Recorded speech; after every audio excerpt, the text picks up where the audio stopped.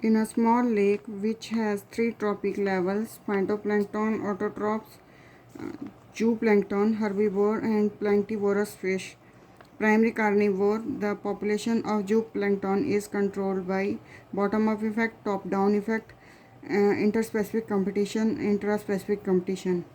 In this case, phytoplankton, the top-down effect will work. It will the population of zooplankton will be controlled not by the primary carnivore but the autotrophic um, level. Which of the following condition would favor the production of a small number of large-sized offspring? Scarcity of food during the later stages of life, provision of parental care, high mortality during early stages of life, predators' preference for large-sized prey. This population of a small number of large-sized offspring. This is K selection, and this is not R selection. So this will be this provision for parental care, like elephants, human beings. Okay, small number of large size offspring. The mean mu and standard deviation sigma of body size in butterfly population are 18.1 and 1.1 mm respectively. Under natural selection over many generations, the mu and sigma of body size changes to 6.1 and 1.5 millimeter respectively. The type of natural selection responsible for the change is this is directional. Directional means to one extreme, either to one high or low. Okay, directional selection. This is standard deviation means around average, but this is lower.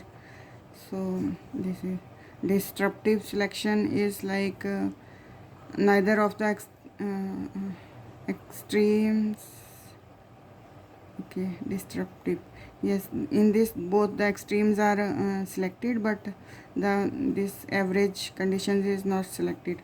In cyclic selection, cyclic means both the extreme alleles or different alleles are selected on different times.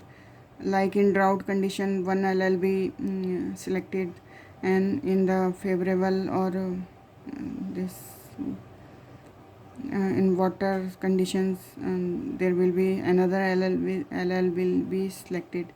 In stabilizing population, the average condition, not the extreme ones, are selected.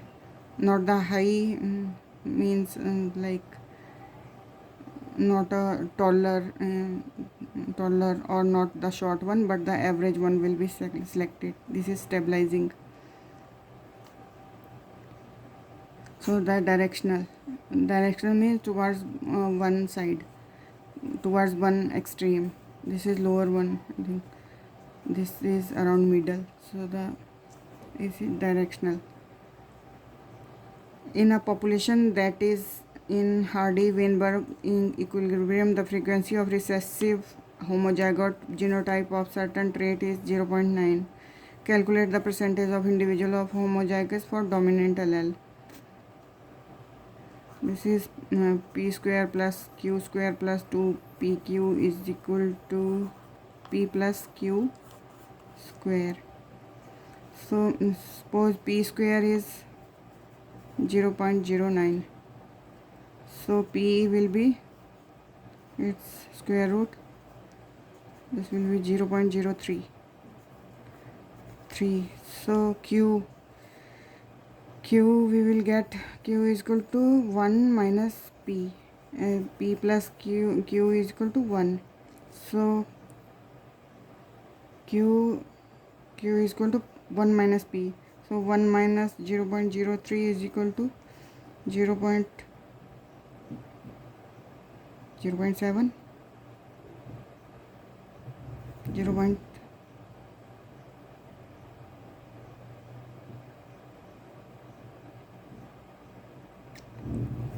0.07, and its square, q square, is equal to 0.7 square is equal to 0.49. So it's 49%. 49 means 48%. So this third one will be the answer. Okay. P square, this square root 1q minus 1p. This is, so the frequency will be percentage, in percentage, 49%, 48%. In several populations, each of size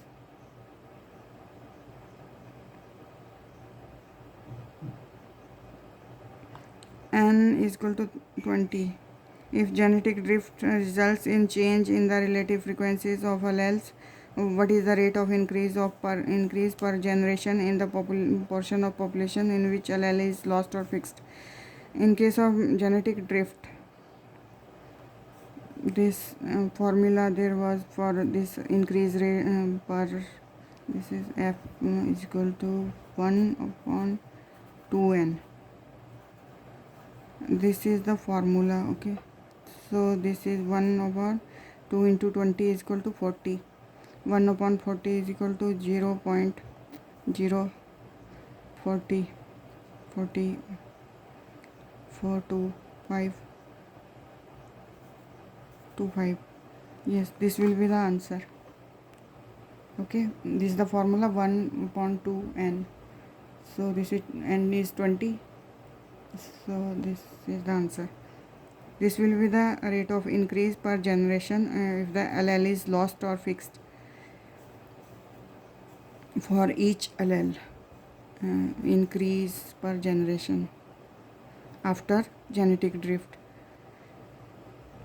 So in which species concept the differences in physical characteristic or molecular characteristic are used to distinguish species?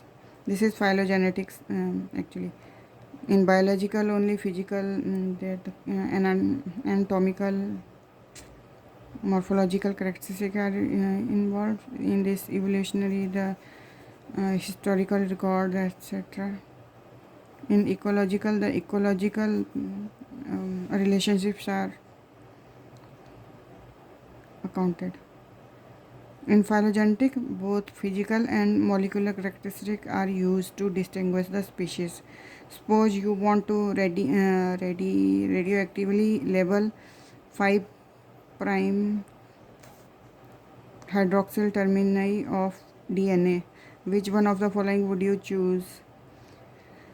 Alpha phosphorylated, this radioactively active phosphate, beta active, gamma radioactive, alpha radioactive, DITP.